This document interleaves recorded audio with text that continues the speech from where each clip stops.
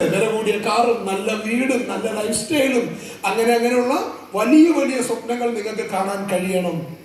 2, decision, തീരുമാനം.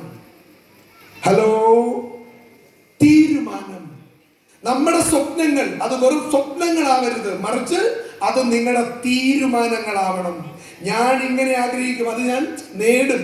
ഒരു ശക്തമായ തീരുമാനം എടുക്കുന്നിടത്തു നിന്നാണ് യഥാർത്ഥ സക്സസ് ആരംഭിക്കുന്നത്. നിങ്ങൾ ഈ ബിസിനസ്സിൽ ഒരു ഐഡിയ അടിച്ചപ്പോഴോ, നിങ്ങൾ കുറച്ച് പ്രോഡക്റ്റ് എടുത്തപ്പോഴോ, നിങ്ങൾ ഈ ബിസിനസ്സിൽ വന്നപ്പോഴോ അല്ല നിങ്ങളുടെ ബിസിനസ് യഥാർത്ഥത്തിൽ ആരംഭിക്കുന്നത്.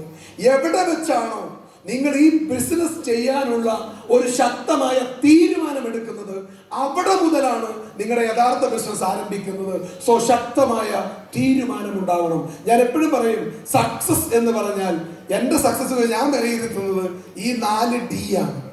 ഫസ്റ്റ് ഡ്രീം, രണ്ടാമത് ഡിസിഷൻ, മൂന്നാമത് ഡെഡിക്കേഷൻ. ഡെഡിക്കേഷൻ എന്ന് പറഞ്ഞാൽ എന്താണ്? സമർപ്പണം.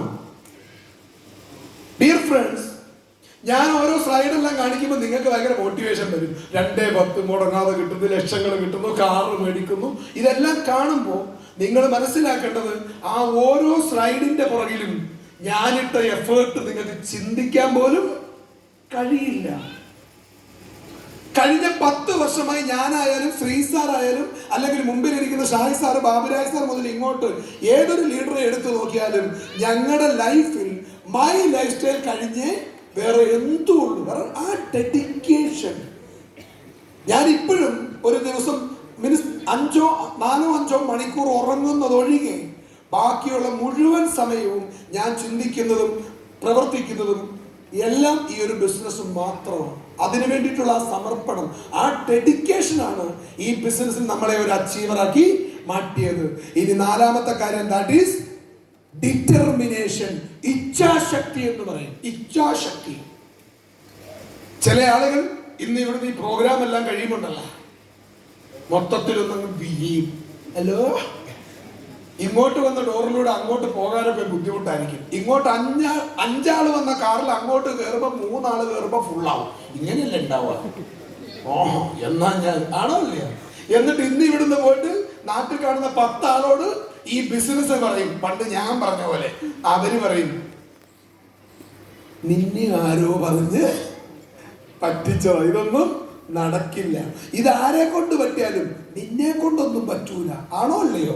10 പേര് നോ പറയുമ്പോ പിന്നെ ഇങ്ങനെയാണ്. ഹലോ, ഇവിടെ ഒരു കാര്യം ഞാൻ പറയാം ഡിയർ ഫ്രണ്ട്സ്, നിങ്ങൾ വിചാരിക്കുന്ന പലരും ബിസിനസ്സിൽ വരാം, പലരും വരാതിരിക്കാം. വന്ന പലരും ചെയ്യാം, പലരും ചെയ്യാതെ ഇരിക്കാം.